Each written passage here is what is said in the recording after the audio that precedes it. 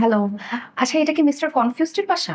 Mister confused? একজন লোকের সঙ্গে আমার আজকে পরিচয় হয়েছিল। তিনি আসলে যে কাজগুলো করেছে আমি আশেপাশের এলাকার সবাইকে বললাম, সবাই আপনাদের এই বাসার ঠিকানা দিল। একটু বুঝিয়ে বলবেন কি হয়েছে? আজকে আমি একটা বিপদে পড়েছিলাম। আমার গাড়িটা নষ্ট হয়ে গেছিল। তখন এক লোকের সঙ্গে আমার পরিচয় হয়, যে একবার বলছিল আপনি গাড়ি ধাক্কা দেন, একবার বলছিল আমি গাড়ি ধাক্কা দেই, আপনি মেকানিক নিয়ে আসেন, আবার বলছিল আপনি অপেক্ষা করেন।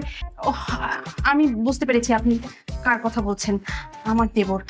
আমার দেবরের তরফ থেকে আমি আপনাকে সরি বলছি। না, না, আপনি সরি বলছেন কেন? আমি আসলে কমপ্লেন করতে আসি নাই। আমার আসলে পেশাটা হচ্ছে এই ধরনের মানুষগুলোকে নিয়ে কাজ করা। মানে আমি একজন সাইকিয়াট্রিস্ট। আমি যখন ওনাকে দেখলাম যে উনি এরকম কনফিউজ থাকে, আমার খুবই ইন্টারেস্টিং মনে হয়েছে এই কেসটা। প্রপার চিকিৎসা পেলে সে কিন্তু সুস্থ হবে। এই মেসেজটাই আমি আপনাকে দিতে আসছি, আর কিছু না। তাই নাকি? ভাবি দরজা খুলে রাখছো কেন?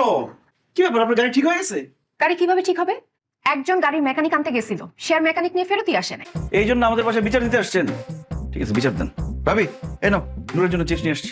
বলবা না কোন চিপস লাগবে? শুধু তো আমারই দোষ হয়, আমি নাকি সবাইকে কনফিউজ করে দিই। আমি পরে বুঝতেছিলাম না কোনটা আনবো, এরপর দোকানে চা পাইছি সব নিয়ে আসছি, খাইতে পারবো। দেখো তোকে আর আমি কোনোদিন কিচ্ছু আনতে বলবো না। দেখলেন তো কি পরিমাণে কনফিউজড। একটা চিপস আনতে বলেছি, পুরো বাজার তুলে নিয়ে চলে আসছে। আমার একজন পেশেন্ট ছিল, সে 3 মাসের মতো পাগল থাকে। এরপরে তাকে আমি ট্রিটমেন্ট করে 3 দিনের মাথায় সুস্থ করে দিয়েছি। ওনার যে অবস্থাটা আমি দেখলাম, আমার মনে হয় 7 দিন তাকে টানা যদি দিন রাত 24/7 ট্রিটমেন্ট দেওয়া যায়, সে সুস্থ হয়ে যাবে। তুমি আমার মায়ের পেটের বোন, তুমি আমার এই উপকারটুকু করে দাও বোন। এই 7 দিন তুমি প্রয়োজনে তুমি আমার কাছে থাকো। হ্যাঁ, আমার গেস্ট রুমে তুমি থেকে যাও, আর তোমার সমস্ত টেক কেয়ার আমি করবো।